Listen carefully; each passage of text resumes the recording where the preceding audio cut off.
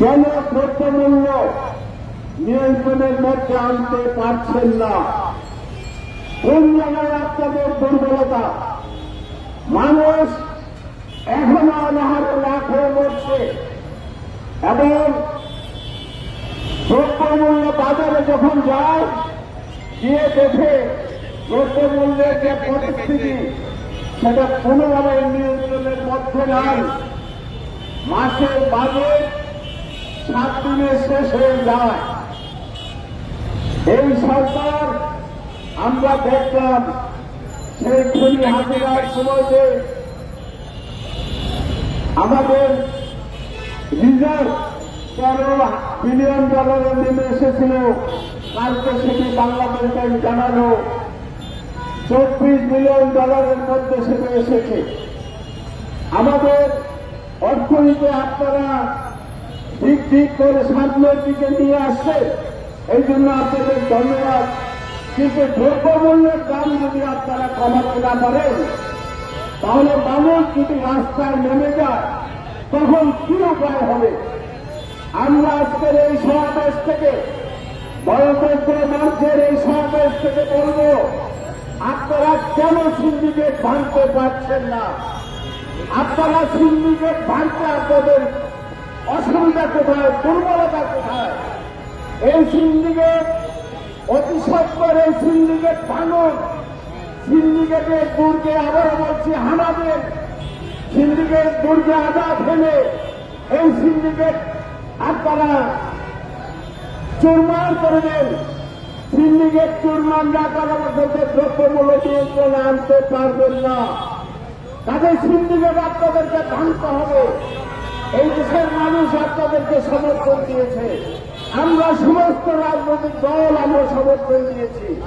আপনি কেন সিন্ডিকেটের টাকা তোলে করে মানুষের জীবনকে দুর্বিশ্ব করে তুলেছে আপনারা নিয়ন্ত্রণ করতে পারছেন না?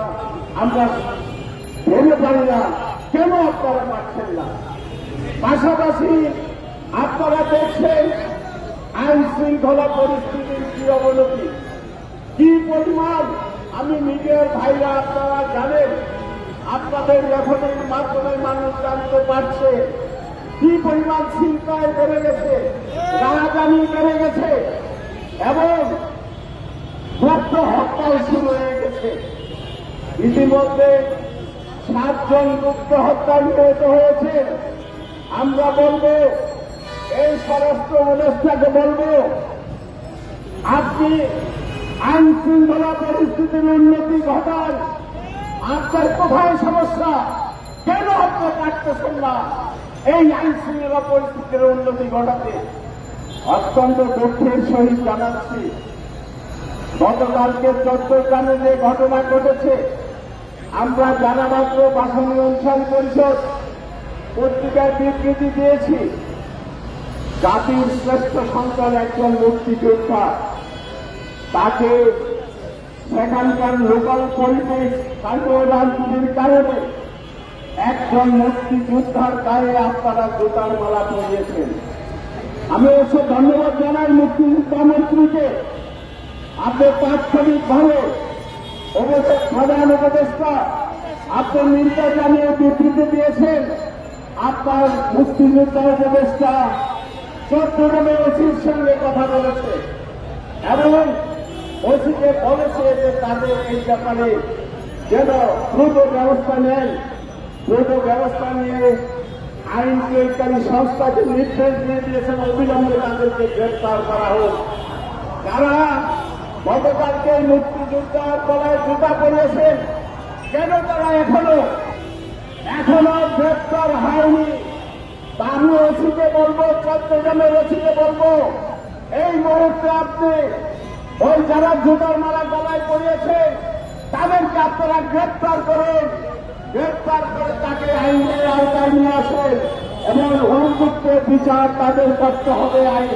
আইনের মাধ্যমে উপযুক্ত বিচার তাদের করতে হবে। মুক্তিযোদ্ধারা কোনদিন এই অপমান মেনে নিতে পারে না, এই দেশের মানুষ মেনে নেবে না। মুক্তিযোদ্ধারা জাতির শ্রেষ্ঠ সন্তান। আমি আপনাদেরকে বলবো, আপনারা যদি আইন শৃঙ্খলা পরিস্থিতি ঠিক মতো চালাতে না পারেন, তাহলে এই দেশের মানুষ আবার রাস্তায় নামবে, মুক্তিযোদ্ধারা রাস্তায় নামবে, তখন কি অবস্থা হবে? আমি অনতি বিলম্বে আইন শৃঙ্খলা প্রয়োগকারী সংস্থাকে বলব, আপনারা চট্টগ্রামের ব্যাপারে তৎপর হন। তারা মুক্তিযোদ্ধার গলায় জোতা করিয়েছে, তারা তাকে এইভাবে হেনস্থা করেছে, এর তীব্র নিন্দা গণতন্ত্র মঞ্চ জানাচ্ছে, ভাষানী উৎসাহ পরিষদ জানাচ্ছে, আমাদের গণতন্ত্রের 6টি দল তারাও জানিয়েছে।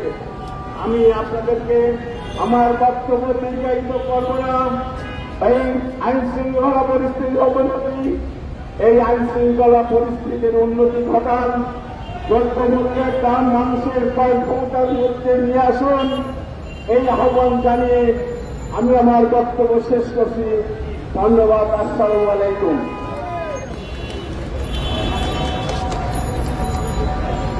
পূর্বের ব্রিটিশ সরকার যখন ক্ষমতায় ছিল তখন আমরা শুনতাম শুধু যে সিন্ডিকেট হলে শক্তিশালী, সিন্ডিকেট শক্তিশালী, তারা তাদের দলীয় লোকজন। এখন যারা ক্ষমতা আছে আপনাদের কাছে এই সিন্ডিকেট শক্তিশালী হওয়ার কথা না। যে দেশের ব্রিটিশ সরকার এত বড় শক্তিশালী সরকারকে পালিয়ে যেতে বাধ্য হয় জনগণের আন্দোলনে, সেদের এখনই কিভাবে সিন্ডিকেট থাকে। আজকের এই সময় এখনো বক্তব্য রাখবেন গণতন্ত্র মঞ্চের শীর্ষ নেতা, গণতন্ত্র মঞ্চের বর্তমান সমন্বয়ক, গণতান্ত্রিক বিপ্লবী পার্টির সংগ্রামী, বিপ্লবী আকাশ পার্টির সংগ্রামী সাধারণ সম্পাদক সাইফুল হক।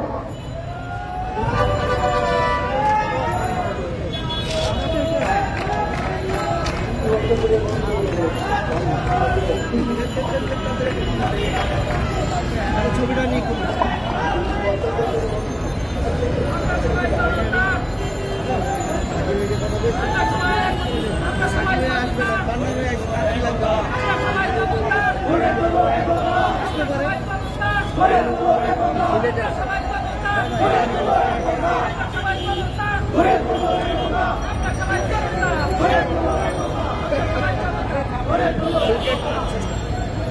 বন্ধুগণ, গণতন্ত্র মঞ্চের আজকের সমাবেশের সংগ্রামী সভাপতি, গণসংহতি আন্দোলনের নির্বাহী সমন্বয়ক আবুল হাসান জুবের, গণতন্ত্র মঞ্চের শীর্ষ জাতীয় নেতৃবৃন্দ, সংগ্রামী বন্ধুগণ, গণমাধ্যমের ভাই ও বোনেরা, আপনাদের সবাইকে আমরা গণতন্ত্র মঞ্চ ও বিপ্লবী ওয়ার্কার্স পার্টির পক্ষ থেকে শুভেচ্ছা এবং ধন্যবাদ জানাই। আমি শুরুতেই গভীর ক্ষোভের সাথে লক্ষ্য করেছি গতকাল কুমিল্লাতে একজন মুক্তিযোদ্ধা বীর প্রতীককে যেভাবে প্রকাশ্যে গলায় যেটা পরিয়ে তাকে অবমাননা করা হয়েছে। আমি ঘটনার তীব্র নিন্দা জানাই, আমি ঘটনার তীব্র প্রতিবাদ জানাই।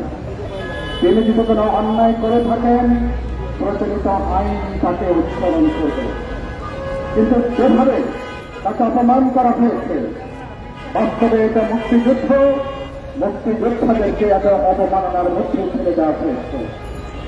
আমরা অনতিবিলম্বে এই ঘটনার সঙ্গে যারা যুক্ত রাজনৈতিক, অরাজনৈতিক, সামাজিক সবাইকে আপনারা চিহ্নিত করে আইনের আওতায় আনবেন, তাদেরকে গ্রেফতার করে নিঃশর্তমূলক শাস্তির ব্যবস্থা করবেন।